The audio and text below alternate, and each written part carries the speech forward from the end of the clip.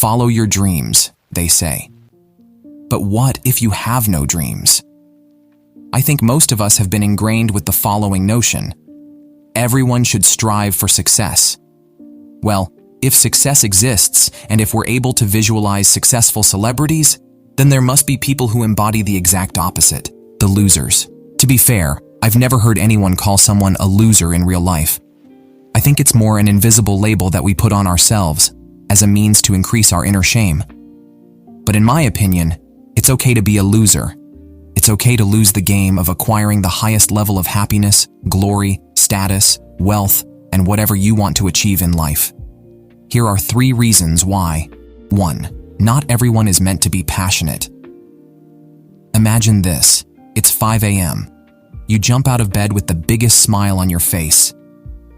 Actually, you just can't wait to start the day. You do cartwheels all the way to the kitchen, you gulp your multivitamin smoothie, and then you run towards the nearest beach. You start dancing and singing and doing more cartwheels and literally drowning in euphoria. Okay, that sounds very nice, but is that really the embodiment of success? It seems so.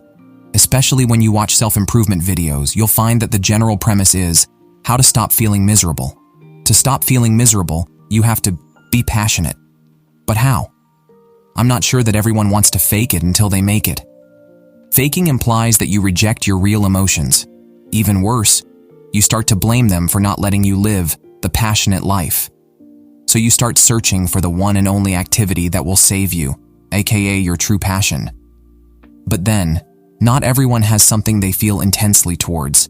We're sold the idea that we have to devote ourselves to a cause so that we'll never feel frustrated, empty, or confused anymore.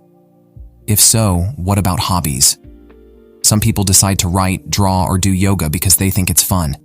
They don't feel the need to make something productive out of it, or niching down, or becoming an expert. To them, feeling content and growing mentally is enough. The loser says, I don't get why every activity you do needs to be turned into a life purpose. And if not, having a real passion makes me a loser, so be it. 2. Not everyone is meant to be ambitious. Would you volunteer to be a leader, or do you prefer being led? We need people on both sides. I think it all comes down to personality. If you take the ambitious road, you're probably going to deal with a lot of pressure. Not everyone is able to handle that. Some will realize it and just give up. But sometimes, giving up is just as hard, if not more, than pretending you're fine with your profession. Especially when you've studied so many years, and you're expected to become an accomplished worker. It would be shameful and stupid to aim lower, says the inner voice. Is that really true? Some are fine with working a mundane but less nerve-wracking job. Some don't mind climbing the corporate ladder. Others don't even see their career as a top priority. Moreover, we all experience ambition in different ways. Maybe you're aiming for success, but you'd rather go at a slower pace. Maybe you value excellent work and mastery, but you don't care much about competition. The loser says, I don't get why I should force myself to be a highly driven individual. And if not having much desire makes me a loser, so be it. 3. Not everyone is meant to be special. Special means you're different from others. Popular media would like us to believe everyone is special, but some are more special than others. If you're the hero, the entire movie plot revolves around you. If you have thousands of followers, then you must be someone compared to that user who only has 5. To differentiate yourself from others, you could strive to be the best at school, the best at wearing clothes, the best at making people laugh, the best at showing kindness, the best at being quirky, the best at not making a fool of yourself. Or another option is to be the worst at anything. At least you'll create buzz, because the epitome of the loser label is to feel non-existent. I think that's why we often associate success with revenge. It's a way of proving to others they were so wrong in the way they perceived us. But what's really happening is this. Hello, it's me. I'm the voice in your head. And wow, you really surprised me there. You became successful. You're not average or boring despite all the criticism I've made you endure.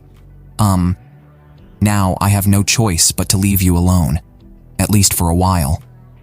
At last, you changed your own opinion about yourself. But here's the issue. Once you reach success, you have more chances to be admired. You feel secure because you think you're loved. That's cool. But suppose you fail in the future. Your next book, article, song, or business decision becomes a flop.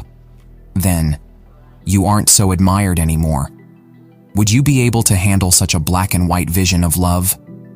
The loser says, I don't get why I have to be special in order to be lovable.